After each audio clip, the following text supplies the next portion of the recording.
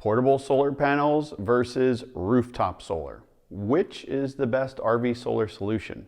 We've had experiences with both across our multiple RVs. Today, I'm going to share our experiences with you to help you decide which is the better solution.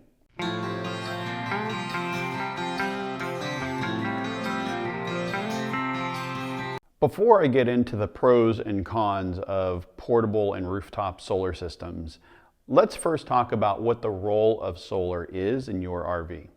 I've seen a lot of misconceptions from people thinking that you run things in your RV off of solar. This isn't correct. The role of solar is to act as a charger for your battery bank on your RV. So all the solar is doing is taking that solar energy, charging up those batteries, and when you turn on lights, a microwave, inverter, whatever it happens to be, all that energy comes out of the battery. The solar is basically just putting more energy into that battery for you. So now that we've gotten the basics out of the way, today I'm going to be talking about rooftop solar panels, mainly the ones that are mounted on a roof or even some that can be glued down, and portable solar panels, which are the ones that you can take, move around, and plug into the power system of your RV. For those of you with an RV solar system already, tell us down in the comments below what kind of system you have and what experience you have with it, because there are a lot of people watching who don't have an RV yet or they're building out a system, and experience from all of you is always helpful.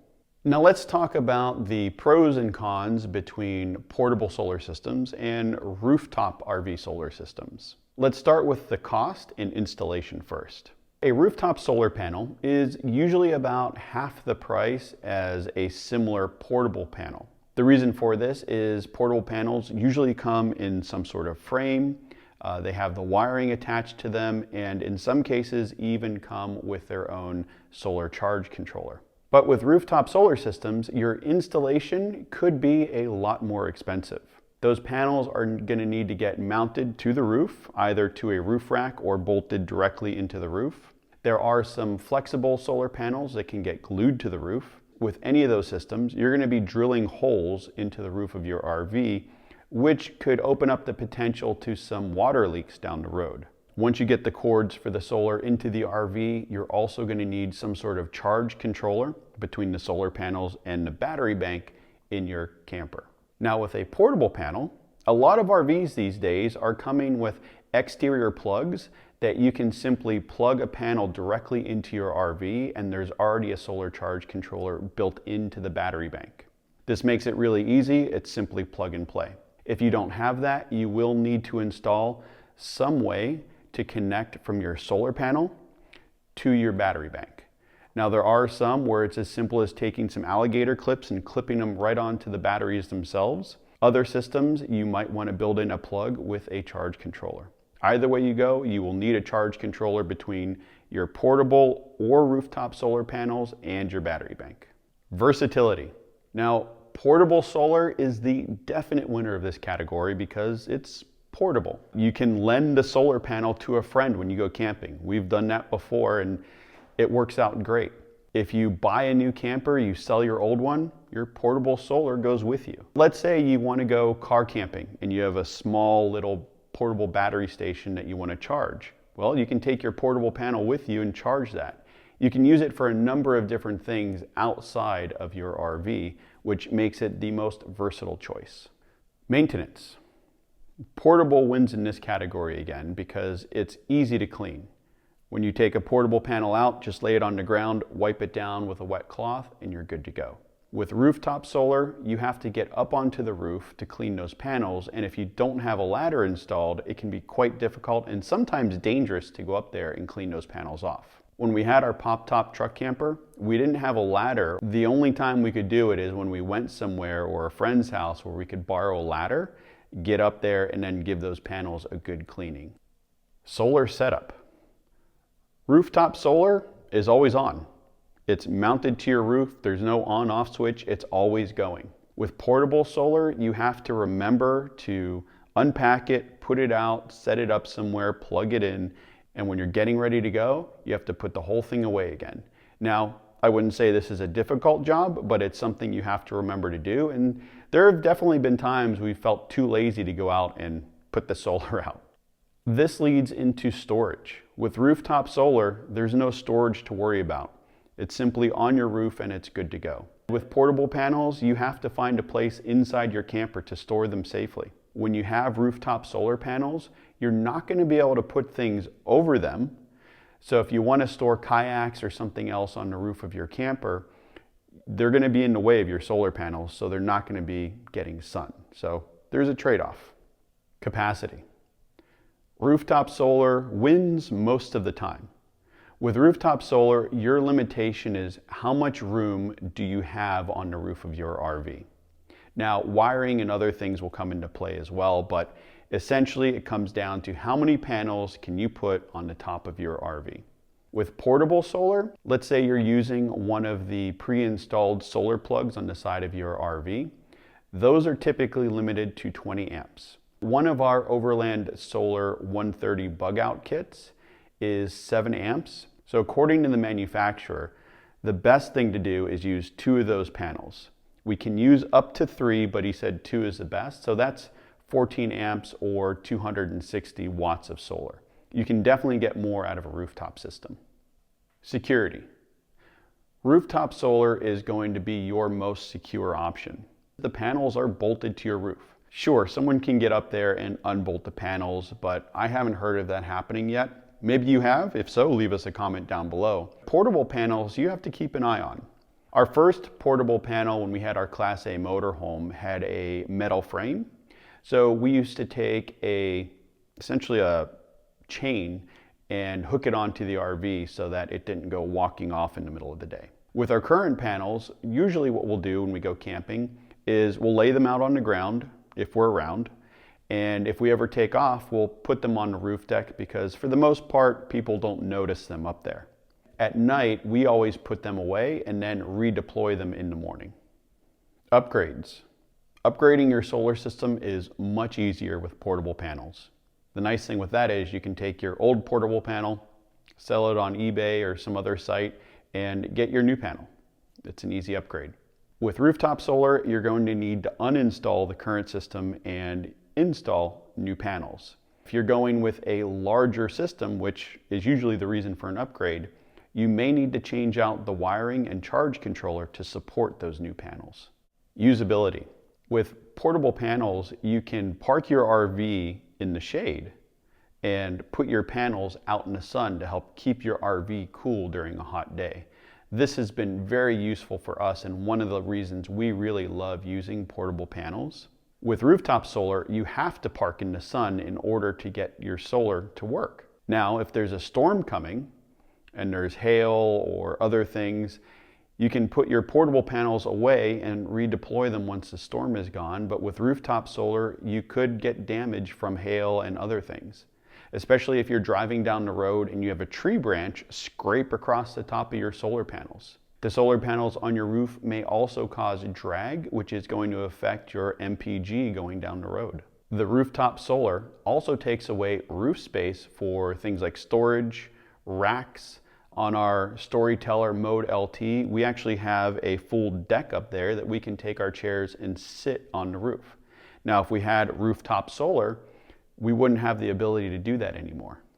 We've been RVing since 2015. And for the first 6.5 years, we were full-time. We've used solar on all of our RVs, and I'm going to talk about our particular experiences, starting with our Class A motorhome back in 2015. This motorhome had 100 amp hours of deep cycle battery and no solar on the roof. Our only option was to install rooftop solar or go with a portable panel. We decided to go with a portable panel. One of the reasons for this was it was going to be expensive for us to put solar on the roof, run all the wires, and upgrade our battery bank. Because one thing you need to consider when you're looking at solar is how much battery do you have and what do you need to do with it. 100 amp hours isn't very much, and it wouldn't have made sense to invest that kind of money in solar if we weren't also going to invest in more batteries. So what we did is went out and got a Renogy portable 100-watt solar panel. This had a charge controller built into it, And the way we hooked it up to our battery system was with alligator clips. All I had to do was clip them directly onto the batteries and we were good to go. It worked perfect for our setup, and we used to boondock all the time. As long as we weren't trying to run things like the microwave or AC, we're usually pretty good. And when we did need that extra power or it was cloudy out, we had an onboard generator that we could turn on and use. Next was our first Class B camper van. This was on a ProMaster chassis. We had 400 amp hours of lithium batteries, which was a huge step up from our Class A, and 320 watts of solar on the roof. The rooftop solar was enough for us to keep our batteries charged while doing normal day-to-day activities. This is having the lights on, occasionally turning on the inverter to run the microwave or things like that. And we also were able to charge all of our devices. It worked out very well. The problem was, if we ever parked in the shade, we weren't able to get any solar. If we were running the AC, which was able to run off of the battery bank, solar didn't really do much. That said, that RV did have an auto start system, so when the batteries got down to a certain percentage, the engine would start and charge those batteries back up for us. So that's really how we used that system. Third on the list was our truck camper. Now we also had 320 watts of solar on the roof, along with a 300 amp hour lithium battery system. This was perfect for the camper we had because there was no AC. The solar was more than enough to keep those batteries charged while we ran everything in the camper. And for the times that we did need to park in the shade because it was hot, we would take our portable Overland Solar Bug Out 120. That was the older version than the 130 we have now. We would take that and put it out in the sun. So it has a 20-foot cord, and usually we're able to park in shade and still be able to get solar to charge our batteries while we're at camp. Our current camper, which is a Class B camper van, it's a Storyteller Overland Mode LT built on the Ford Transit chassis. In this camper, we have a 1,000 amp hours of lithium battery with 90 watts of solar on the roof. The way this system is different from some of the others is that with the huge battery bank, the thought is that you're not going to be parked long enough for it to drain before you have to drive somewhere to charge the batteries up. The Transit has a secondary large alternator on it that can charge that 1,000 amp hour battery in about an hour and a half to 2 hours of highway driving. Now for us, we like to stay camped a little bit longer sometimes. So we have 2 Overland Solar Bug Out 130s for a total of 260 watts of portable solar panel. Sometimes we use them as sunshades, so we'll put them on the outside of the windows and it blocks the sun great, and we're able to charge our batteries. With all of the electronics and everything else we're running in our current camper, on a normal day without using solar, we'll lose about 20% state of charge every day. So we can stay out a total of 5 days-ish. And that's assuming we're not using our air conditioning.